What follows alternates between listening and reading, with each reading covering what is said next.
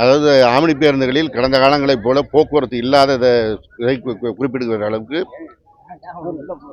நம்முடைய அரசு போக்குவரத்து கழகத்திலே முன்பதிவு செய்து பயணிக்கிறவர்களுடைய எண்ணிக்கை அதிகரித்திருக்கிறது. கடந்த ஆண்டை விட இந்த ஆண்டு 1,00,000 பேர் கூடுதலாக முன்பதிவு செய்து பயணிக்கின்ற சூழலை இப்பொழுது கண்டுகொண்டிருக்கின்றோம்.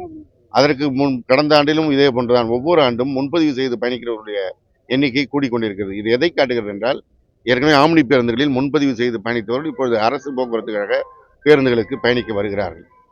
சில நீண்ட தூர பயணங்களுக்கு அரசு போக்குவரத்து இல்லாத இடங்களுக்கு வேண்டுமானால் அந்த ஆம்னி பேருந்துகளுடைய கட்டணம் கூடுதலாக இருந்திருக்கலாம். அது குறித்து புகார் வருகின்ற பட்சத்தில் நடவடிக்கை எடுக்கப்படும் என்று ஏற்கனவே அறிவித்து ஆய்வு செய்யப்படுகிறது. ஒவ்வொரு நாளும் ஒவ்வொரு பகுதியிலும் வட்டார போக்குவரத்து தலைமையிலையும், இணை போக்குவரத்து ஆணையர் தலைமையிலையும், துணை போக்குவரத்து ஆணையர் தலைமையிலும் குழுக்கள் அமைக்கப்பட்டு ஆய்வு செய்து கொண்டிருக்கிறார்கள்.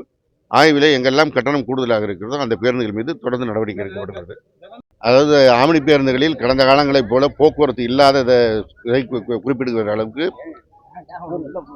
நம்முடைய அரசு போக்குவரத்து கழகத்திலே முன்பதிவு செய்து பயணிக்கிறவர்களுடைய எண்ணிக்கை அதிகரித்திருக்கிறது.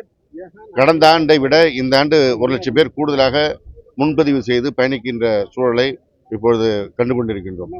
அதற்கு கடந்த ஆண்டிலும் இதே போன்றுதான் ஒவ்வொரு ஆண்டும் முன்பதிவு செய்து பயணிக்கிறவர்களுடைய எண்ணிக்கை கூடிக்கொண்டிருக்கிறது. இது எதை காட்டுகிறது என்றால், ஏற்கனவே ஆம்னி பேருந்துகளில் முன்பதிவு செய்து பயணித்தவர்கள் இப்பொழுது அரசு போக்குவரத்து கழக பேருந்துகளுக்கு பயணிக்க வருகிறார்கள்.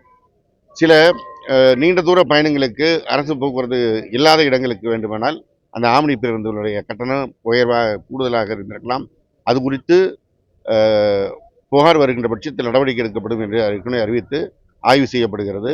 ஒவ்வொரு நாளும் ஒவ்வொரு பகுதியிலும் வட்டார போக்குவரத்து தலைமையிலையும், இணை போக்குவரத்து ஆணையர் தலைமையிலையும், துணை போக்குவரத்து ஆணையர் தலைமையிலும் குழுக்கள் அமைக்கப்பட்டு ஆய்வு செய்து கொண்டிருக்கிறார்கள்.